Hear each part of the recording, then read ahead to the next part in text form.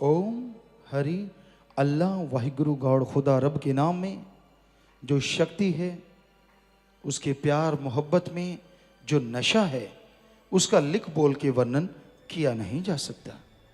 मालिक के प्यार में अलौकिक नशा है। जिस आदमी को दृढ़ विश्वास है, जिसको अपने सतगुरु मौला से सच्चा प्यार है, ऐसी मस्ती, ऐसी तरंग दिलो दिमाग पे छा जाती है जो कहने सुनने से परे है।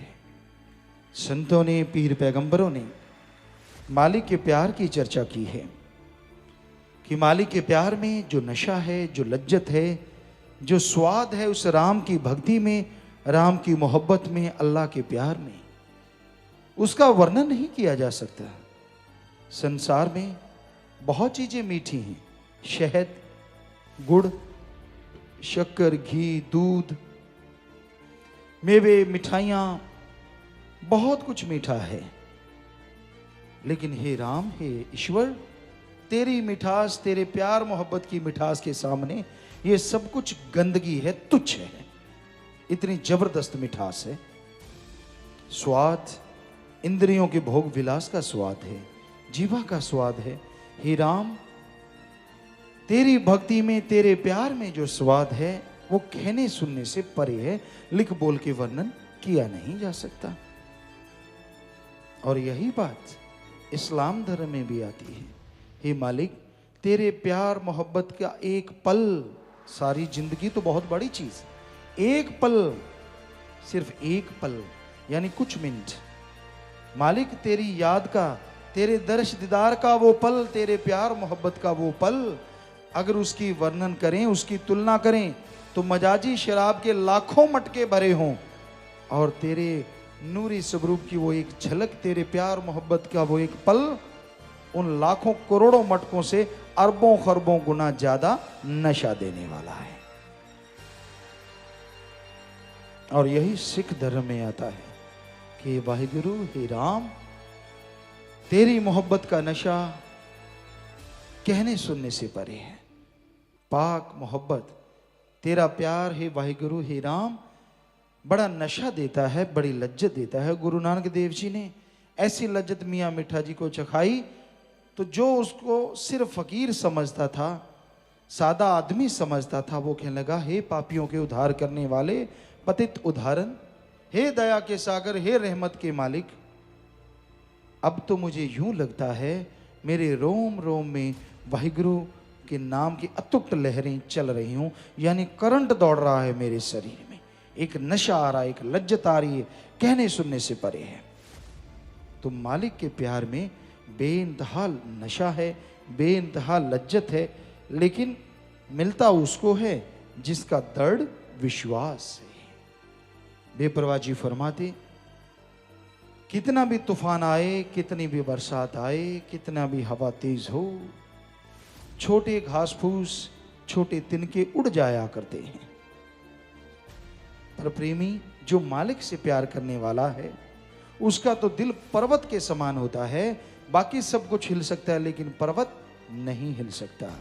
तो मालिक के प्यार में इतनी ताकत होती है, इतनी शक्ति होती है, प्रेमी का दिल तो पर्वत होता है, पहाड़ की तरह होता है, यानी एक बुलंद हौसला होता है, पारे की तरह नहीं। हम आपको कई बार सुनाया करते हैं, ये सेवादार लेके भी है, देखो पारे का जीव है, इसको कहा करते हैं पारे का जीव। इसमें पारा प्रेशर से भरता रहता है, भरता रहता है। अब तो शायद हवा है, पंखे की तो ये बेचारे रुक जाते, इतनी ताकत नहीं कि पंखे की हवा का सामना करें, तो फिर भी ये झुकते झुकते एकदम से झुकते हैं और पारा पीछे जाता तो धड़ाक से ताड़ ताड़ ताड़ ताड़। तो यानी एक बार तो कहते मैं ये कर दूं, वो कर दूं, फलां कर दूं, और बाद में जैसे जैसे पारा ऊपर आते यूं खड़ जाते हैं, बस अकड़ जाते हैं नीचे, बस कुछ नहीं। और जब फिर गिरते हैं नीचे, चोट पड़ती है, कोई बिलबिलाते हैं, फिर राम राम राम राम राम राम राम राम, फिर फटाफट फटाफट फटाफट लग जाते हैं। तो मालिक का प्यार तो एक रस होता है।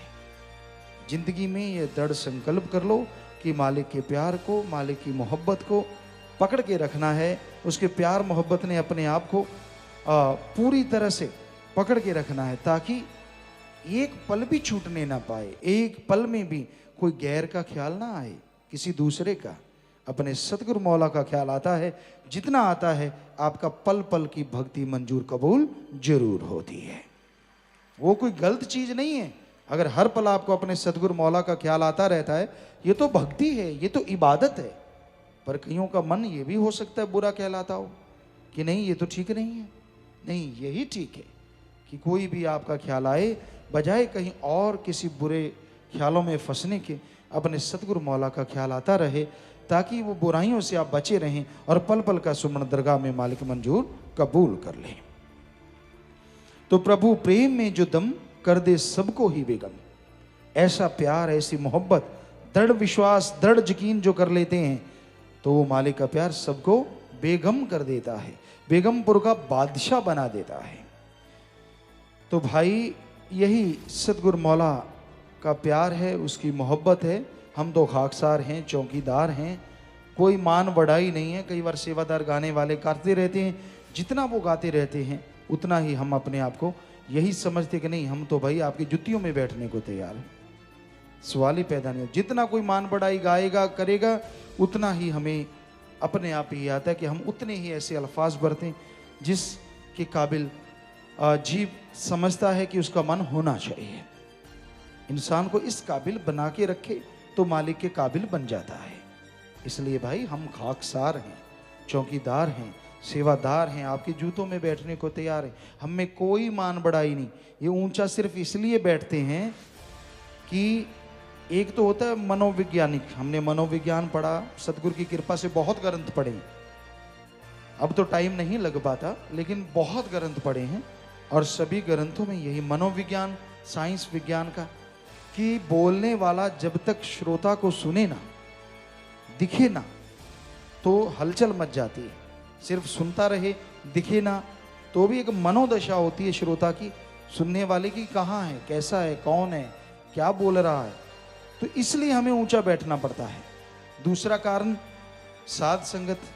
इस कलयुग में सभी पवित्र ग्रंथों में लिखा है, जो भी ओम हरि अल्लाह राम की चर्चा में कैसे भी आके बैठे हैं आप, कोई मजबूरी या किसी तरह से आप आ गए, चलो आ तो गए, सारे धर्मों में लिखा है जो राम नाम की कथा कहानी में आके बैठते हैं, अगर अमल कर लें तो देवी देवताओं से बढ़ के होते हैं।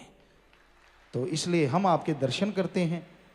जर्रे जर्रे में मालिक है, हमें आप सब में मालिक नजर आता है, और आपको हमारे में नजर आता है, हमें आप में नजर आता है। तो ये इसलिए भी ऊंचा बैठते हैं। और कोई हमारी मंशा ना, हम किसी से अपनी तुलना करते थे, करते हैं, और ना ही कभी करने का कोई इरादा भी है। सतगुरु मौला हैं हमारे, शास्त्र नाम शाह मस्तान दाता रहबर, वो कर्ण करावण हार हैं। उन्होंने कहा हम थे, हम हैं, हम ही रहेंगे। तो हम तो है ही नहीं, वही हैं, वही थे, वही रहेंगे, वही कर्ण करावण हार।